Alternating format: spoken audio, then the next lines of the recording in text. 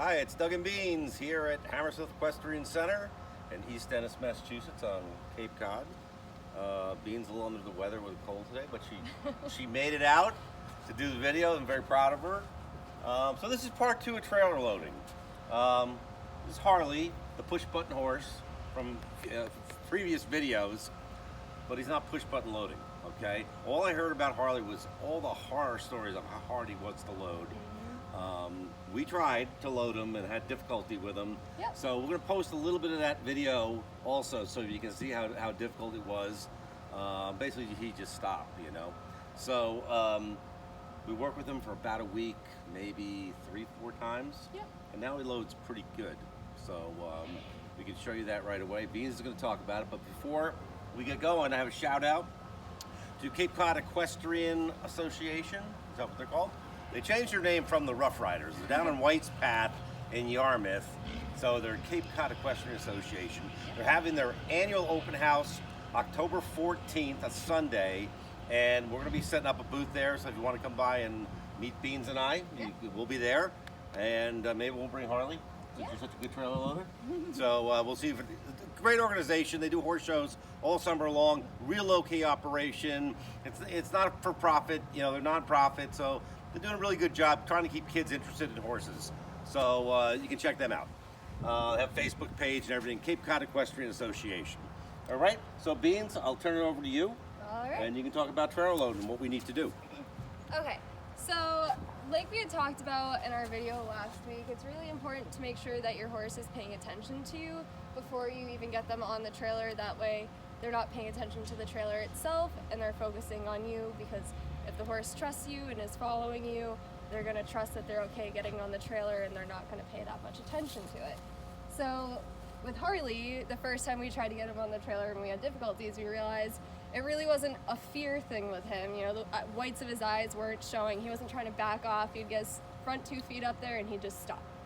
So it was obviously just a mental block of, this is not worth my time and I don't want to do it. So with that, we really had to focus on, all right, let's get his attention. And the first time I worked with him, I was lunging him and he was looking outside of the circle. He wasn't looking in. So with him, it was really a battle of, okay, I'm old, I'm stubborn, I don't want to do it, so I'm not going to pay attention to you and then I won't have to. So throughout the week, because I wasn't here, Doug worked with him and got him really paying attention and focusing.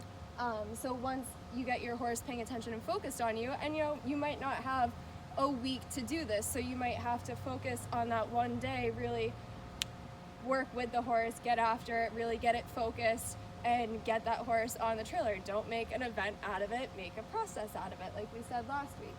So Doug was doing a lot of work this week with just getting Harley between him and the trailer, getting him to focus on Doug instead of the trailer, and now he walks right on, no problem. The other thing is it's really a 1 to 2 person process, 2 people, because you need someone behind you to put the rear bar up behind the horse once the horse is on the trailer. But getting the horse on is really a 1 person process.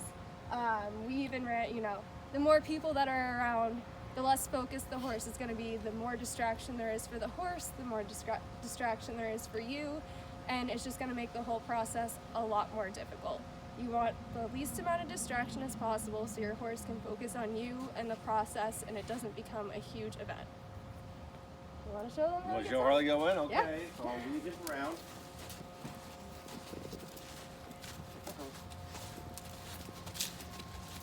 And we will post the video and you'll see him earlier in the week. It just was 2 front feet on, and I'm not going to go any further. Pressure definitely wasn't working with him, which we had talked about last week, is you really don't want to have to pull your horse on the trailer, because the more you put pressure on them, the more they might get nervous about it or get scared and want to back right off the trailer immediately or not even approach the trailer. So for Harley, it was really making him willing to follow and willing to get on that trailer, because he was a horse, especially, that you were not going to push on the trailer. You weren't going to get someone behind him with a broomstick or something getting him on there, because he was just not going. It had to be him and the 1 person, him and Doug, working together, focusing and getting up on that trailer. And now you can see he's up on the trailer. He has one of his back feet relaxed and he's just hanging out in there, and Doug's just patting his face and very calm, no worries there. And then the other thing to focus on is backing the horse out. You really want to let the horse back themselves out and just be there to guide them in which direction they need to go. If you force a horse out of the trailer, they're more likely to slip.